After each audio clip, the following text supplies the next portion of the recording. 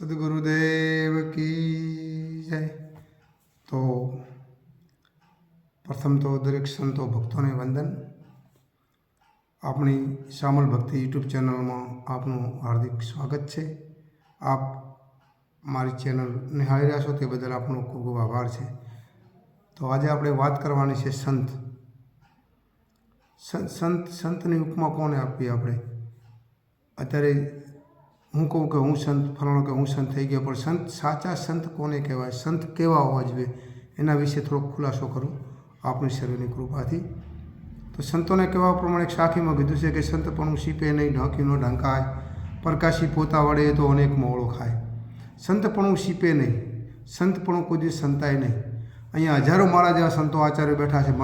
હું મારા મનમાં કે હું સંત થઈ ગયો, પેલો કે હું સંત, હજારો માણસોની મેદની બેઠી છે, પણ સાચો સંત જે પરિપૂર્ણ સંત છે, જે ભજનિક સંત છે, જે જ્ઞાની પુરુષ છે, જે જ્ઞાની સંત છે, એ સંતપણું સીપે ને એ છીપાવા મથે ને એ બહાર પડવાના માગતો કે હું સંત છું, સતત એ સીપે નહીં કોઈ દિવસ।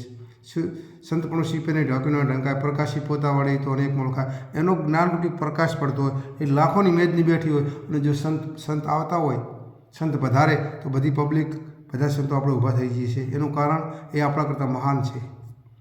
હજારોની મેદની વચ્ચે એ મોણાને આપણે બધા આવકાર આપીએ છીએ, અને બધા ખડા પગે ઊભા થઈને એમના ફૂલડાથી અને વાતે ગાતે સામૂહિક કરીને સ્ટેજ ઉપર લાવવા છે। મારા જેવા ઘણા બેઠા હોય છે આચાર્ય સંતો, પરિપૂર્ણ સંત એ છે કે એ મોણા છે ને આપણે મોણા છે, પણ એ સંત છે।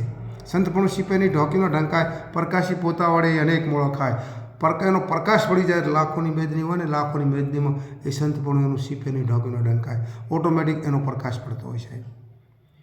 સૂર્ય ઉગે અંધારો મટી જાય। જેવો સૂર્ય ઉગે છે, જેવો સૂર્ય ઉગે એવો આ બાજુથી અંધારાનો નાશ થાય છે। એમ જ્ઞાનરૂપી કોઈ સંતનો પ્રકાશ પડે ને તો અજ્ઞાનરૂપીનો નાશ થઈ જાય છે। એમ સંત છે ને, સંતનો પ્રકાશ પડતો હોય। સંત કોઈ દિવસ એના મુખથી ના કહે કે હું સંત છું એમ, એ તો ઓટોમેટિક લાખોની મેદનીમાં ઓળખાતા હોય। હવે સંત છે ને, સંત એના મનમાની ના કરે હું સંત છું, હું કહું સાચું, મારો એક શબ્દ ખોટો ના હોય, આવું બધું બોલતા હું જે જ્ઞાન પીરસું છું, હું જે સત્સંગ કરું છું, બધું સાચું છે। મારા જેવો કોઈ જ્ઞાની પુરુષ નથી। મને હા માં તો એ વ્યાસપીઠ ઉપર હું બેઠો હોઉં, મને ગાદી મળતી હોય, બધા લોકો બધા ગરધણી જે ભજન પ્રોગ્રામ કરે, આપણે આરતી ઉતારતા હોય, બધા લાખોની મેદની હોય કે હજારોની મેદની હોય, સંતો 1000 સંતો હોય કે 500 સંતો હોય, 200 સંતો બેઠા, બધા સંતો બેઠા હોય, એટલે બધાના મનમાં જેને અહમ આવી જતો હોય કે અમને કેવી ગાદી મળી, અમને કેવું સ્ટેજ મળ્યું, લોકો અમારી આરતી ઉતારે છે, એવું સહેજ પણ આપણામાં અહમ આવી જાય, તમારામાં મારામાં, તો આપણે સંત તો શું ભક્તને લાયક ના કહેવી। સંતને આ કોઈ ના હોય, સંતને સર્વ એક સમાન હોય। સંતોને કોઈ ઊંચ નહીં, કોઈ નીચ નહીં, કોઈ નાનું નહીં, મોટું નહીં, એના ચરણોમાં જે કોઈ આવતા હોય બધા એક સમાન હોય, એને સંત કહેવાય। સંત છે ગમે ત્યારે સંતના મુખથી, સંત કોઈ દિવસ કોઈને નચાડે નહીં।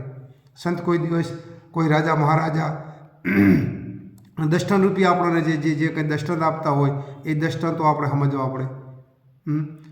સંત કોઈ દિવસ આપણને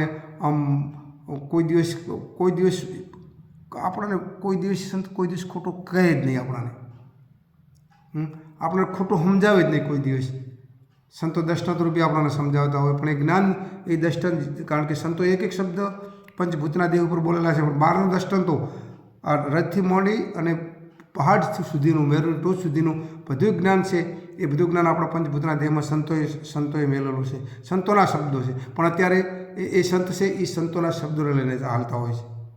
અને અત્યારે તો મને થોડુંક સંત પણ મારે 2, 5, 10 કે 15 સેવકો થઈ ગયા, હું મારો મનમાની કરવા માંડું। આગળના જે સંતો, મહાન સંતો થઈ ગયા, કબીર સાહેબ હોય, ગોરખનાથ હોય, રવિભાણ હોય, કુંભારામ બાપુ હોય, સુખદેવરામ બાપુ હોય, ઘણા બધા મહાન સંતો થઈ ગયા, રાજારામ બાપુ હોય, જલારામ બાપા હોય, બગદાણા સીતારામ બાપા હોય, આવા સંતો જે કહી ગયા છે એ સંતોના શબ્દોને લઈને હેડે, એનું નામ સંત। અત્યારે તો એ સંતોના શબ્દોને માનતા નથી, મનમાની કરવા માંડે, હું જ છું, મારું મન માનું, હું કહું સાચું, પણ એમ સંતને કહે। સંતોના શબ્દોને એક શબ્દ સંતના શબ્દોથી જે લઈને ચાલતા હોય, સંતોના શબ્દો પ્રમાણે ચાલતા હોય, અને એ સીડી આપણને જે બતાવી છે એ સીડી ચાલીને આપણે પરિપૂર્ણ થવાનું છે।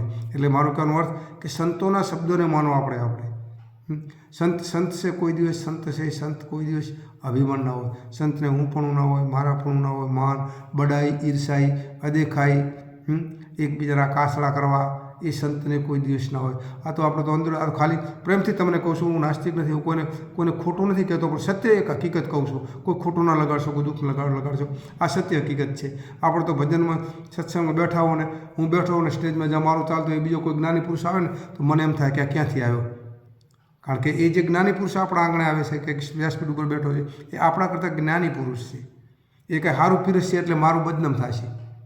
મારા હસ્તક મારા સાનિધ્યમાં કે મારા હસ્તક કોઈ પ્રોગ્રામમાં કોઈ સારો જ્ઞાની પુરુષ આવી ગયો હોય અને સારા જ્ઞાની પુરુષ આવ્યા હોય ને એ જ્ઞાની પુરુષ આવે એટલે મને ખટકે કે મારું વાલું આ જ્ઞાની પુરુષ છે ને મારું કંઈ નીચું થશે. પણ એટલે એવા મનમાં અહમો ઘણા બધા હોય છે, જોઈ લીધું છે ઘણી જગ્યાએ. એટલે એવા અહમ કે વહેમ હોય તો આપણે સંત કે ભગતને લાયક ના કહેવીએ. પણ એક જ્ઞાની પુરુષ કોઈ આપણા સાનિધ્યમાં ભલે કાર્યક્રમ હોય પણ એક જ્ઞાની પુરુષ કોઈ આપણે અહીં આવતો હોય તો આપણે એને વંદન કરવું જોઈએ. કારણ કે હંમેશા સંગ કરવો, પહેલી વખત કીધું છે અત્યારે કહું છું કે હંમેશા સંગ કરવો તો આપણા કરતાં કોઈ જ્ઞાની પુરુષનો સંગ કરવો તો જ સાચા સંતની આપણને ખબર પડશે. સંત કોઈ આ તો આપણા તો અત્યારે એકબીજાના કાસરા કૂટવામાં આવી હકીકત છે. એટલે હું મારા ઉપર જ વાત કરું છું કે અત્યારે તો આપણે એકબીજાના કાસરા કરવા, હું સારું બોલું, હું સારું કહું છું, પહેલાં કરતાં હું કેવો બોલ્યો. પાછા ગામમાં જતા હોય પ્રોગ્રામ પતી જાય આપણી ગાડી બહીને બધા હારે આપણા બીજા ભક્તો આપણે ગામમાં ઘેર જતા હોય તો વાતે હું કેવું બોલ્યો હતો, હું કેવી વાણી બોલી. પહેલાં હું વધારે હતો, અત્યારે ક્યાંક છે. પહેલાં ઘણું હતું ગાડી બોલીએ કે મેં કેવી વાણી બોલી, મેં કે એના ઉપર વાણી બોલી બધાને દબાઈ નાખ્યો. શું આપણી મૂર્ખામી છે, આપણામાં અજ્ઞાન છે. જ્યાં સુધી એ અજ્ઞાન છે એ બધું મારા પણ એકબીજાના કાસડા એ નહીં મટે ને ત્યાં સુધી આપણે ભક્તિ કે સંતને લાયક ના કહેવીએ. એટલે હું પણ પછી કાળ ક્રોધ લોભ મોહ પણ ના હોવો જોઈએ. કારણ કે આપણે કાળ ન ચડતો એટલે આપણે કોઈને ન નડતા હોય, કોઈનું કંઈક વાત ન કરતા હોય, કોઈને કાપતા ન હોય, કોઈનો કાસડો ના કરતા હોય તો આપણે કોઈ નડે ખરું? કોઈ ના નડે.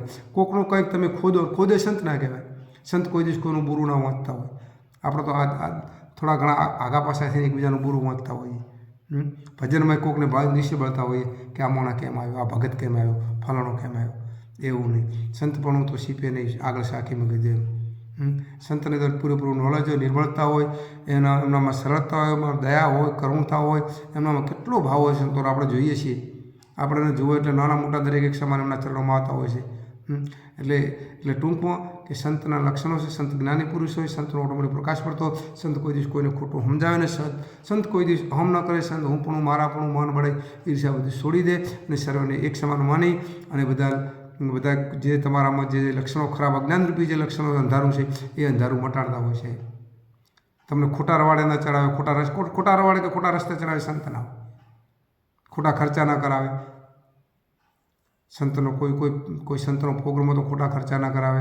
કંઈ પણ એને ન હોય, એને બસ ભાવને પ્રેમ, એક જ પ્રેમને ભાવ, લોકોનો દિલ જીતતા હોય એવા સંતો હોય છે. એટલે આ ખાલી ભાષામાં કંઈક બે શબ્દો સંતો વિશે મારા મનમાં હતું એવું અપ્સરાની કૃપાથી થોડું બોલો. એટલે સંતપણું છે, સંતપણું રાખવા માટે આપણે તો પ્રથમ તો હળી મળીને પ્રભુનું ભજન કરવાનું. એકબીજાના કાસરા છોડી દેજો. ગામમાં, ભાઈઓમાં, કુટુંબમાં બધે હળી મળીને પ્રેમ રાખજો. જિલ્લામાં પ્રેમ રાખજો અને સમાજમાં આપણે સંત બન્યા પછી આપણો કોઈ દુશ્મન નથી અને આપણો કોઈ દોસ્ત નથી. આપણે બધા સર્વે એક સમાન છે. એક સમાન નજરે જોશો તો જ બળો પાર થશે. આટલો કંઈ મારી મળીને વિરામ આપું છું. સદગુરુદેવ કી જય.